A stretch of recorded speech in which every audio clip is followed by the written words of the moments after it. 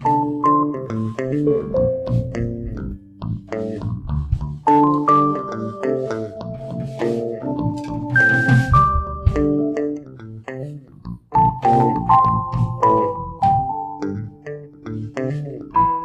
denkst wirklich, du bist wichtig,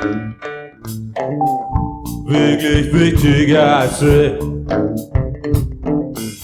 Denkst du wirklich, du bist wichtig? Have you guys ever heard the term Zoom fatigue? This term Zoom fatigue is currently pop up in social media, where basically people are widely affected by it due to this COVID-19. We need to face everything online. So, have you guys wondered why this online meeting has caused you to become more tired than physical meeting? Anything force you to focus more intently in the conversation that you are in. When you compare back then in your physical classes, you can rely on your friend whisper when you are losing some point. But in this online meeting, you need some time to text back your friend and ask her on some point that you might lose. Secondly, this online meeting can make you lose your focus more easily. You have your meetings or lecture, you might play with your phone, or sometimes you can get distracted from your home surrounding.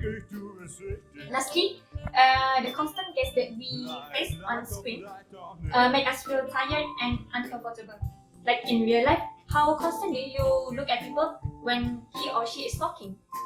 Probably not so long, right?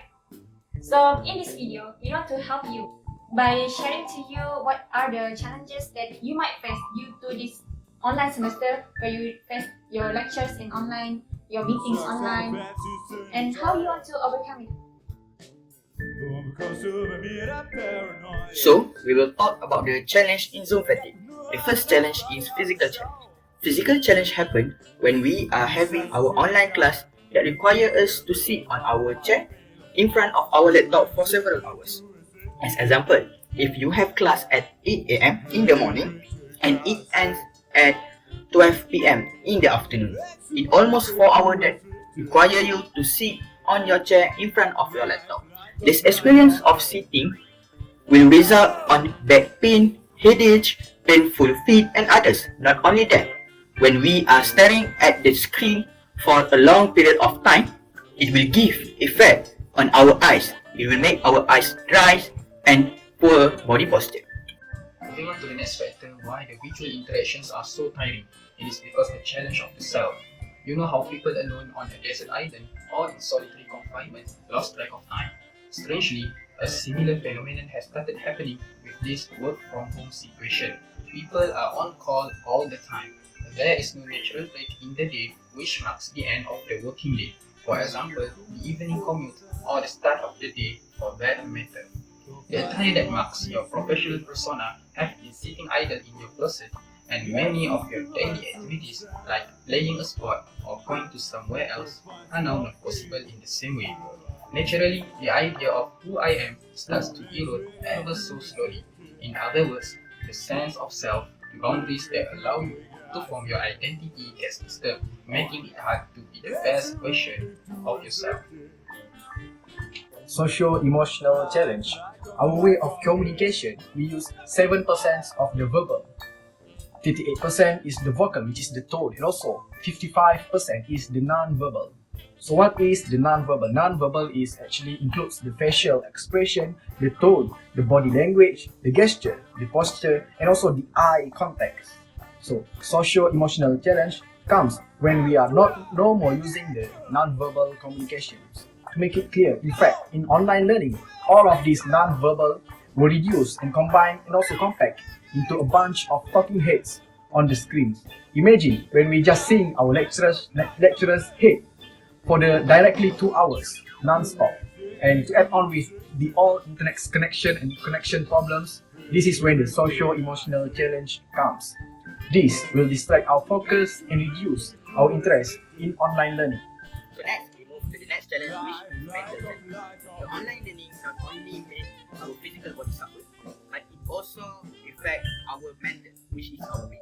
Have a long screen time at the laptop, or even at our phone, require us to use our brain to process the information differently. It was a huge difference when we are having face-to-face class or face-to-face meeting where we can understand something easily. However, when we are having the online class, there is a lot of things wandering in our mind. There is a lot of distraction around us, and there is a lot of stimuli flying in different directions. The situation for us to deal with or to complete something, our work, without making any errors will drain our energy physically and mentally. Besides, having an online meeting for group discussion, group project or assignment, we need to add in something which is this all meeting cannot make our work complete. However, instead, all this meeting can create another list of things to do that end up we will feel frustrated to catch up to complete all these ever-growing needs. Now that we have identified the challenges that we face during online learning, let's discuss about the solutions that we suggest in order for us to overcome those challenges. Firstly, we need to avoid multitasking. Avoiding multitasking here means to try our best to stay away from any distraction that can make us less focused from the out of the online session, such as having unrelated tabs or even communicating with other people on your phone. So, when you multitask, your brain will tend to shift its focus in a lot of different things in a very short period of time, in which it can consume your productivity. In order for you to get the most out of your online session, we need to stay present and be focused on that particular session only. Secondly, built-in breaks. Built-in breaks here means to take your eyes away from the online session for just a very short period of time. It is like resting your eyes just for a while in order for you to gain back the energy so that you can focus back after you finish resting.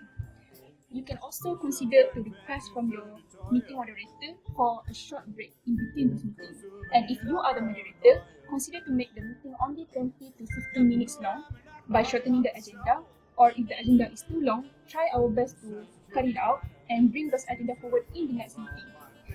However, if the meeting is inevitably need to be long, try to consider to make it intermittent by having breaks in between.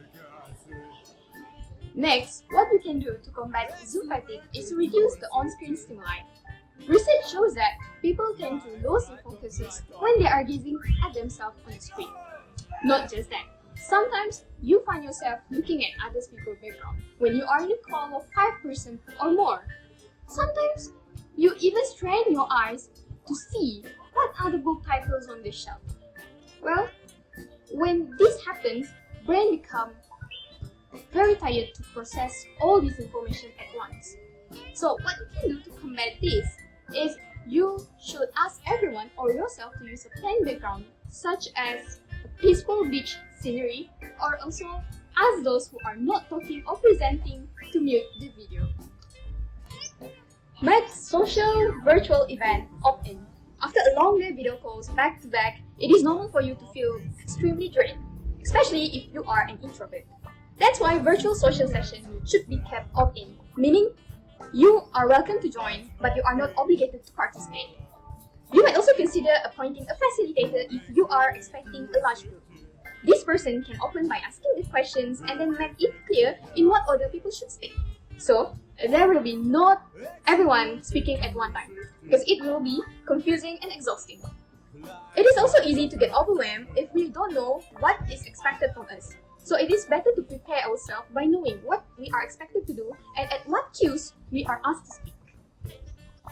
The fifth method on how to combat Zoom, MST or even BBB fatigue is by switching to a phone calls or emails instead. This can be done by checking your calendars a few days ahead to see if there are any conversations that you could have over phone calls or emails. Let's say 4 p.m. rolls around and you are already worn out, but you still have an upcoming one-on-one. You can try asking the person to switch to a phone call, or maybe even suggest picking up the conversation later so that both of you can recharge. Try something like, I love a break from video calls. Do you mind if you do this over a phone call? Most probably, the person will be relieved with the switch too. Therefore, you should use your tech interfaces where possible, like phones and emails to get your work done. Not only you can move about while speaking on the phone, but it also gives you a physical break from screen time.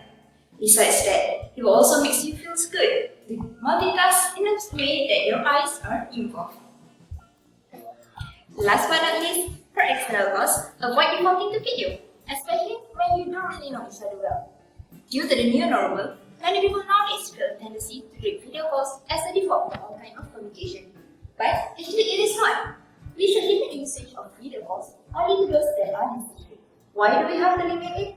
This is because a video call is fairly intimate, and in some situations it can even feel invasive. For example, if someone suddenly video calls you with no warning at all, it is okay for you to decline and suggest for a phone call instead. You don't have to feel obligated to answer the video calls. Besides that, turning on the camera throughout the meeting should also be an option, and in general, there should be more understanding that the camera do not have to always be turned on throughout each meeting. On that same note, let's remember that we still have control over how we communicate. Video calls are not the only kinds of calls that are available to us. Let's embrace the ordinary use of smartphones and actually use them to call people.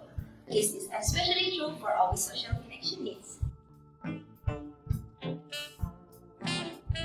In conclusion, there are a lot of challenges that students have to face during online learning. Online learning causes challenges and effects towards students physically. Not only that, it can also affect students mentally. Due to this, students' mental health can deteriorate over time. Apart from that, the socio-emotional of a student can also be affected. They won't be able to create a healthy and also meaningful relationship with their peers and lecturers. And last but not least is the challenges that they have to face by their own self, which is self-challenge. The most important solution is students should try and avoid doing multitasking. They should try and avoid doing works and assignments at the same time. Students and also universities should hold a social event to reduce the stress that students have to face during online learning. Students should also build in breaks between works and reduce screen stimuli when they are working with laptop and computer screen. Last but not least, students should take another alternative to make a group discussion. Instead of using video calls, they can switch to phone calls. This is very useful when the group members don't really know each other that well. The challenges can be overcome slowly but surely in time if students take their own initiative and work hard to overcome all of these problems. By doing this, they will be able to avoid stress, mental illness, and also reduce the pressure that they have to face during online learning.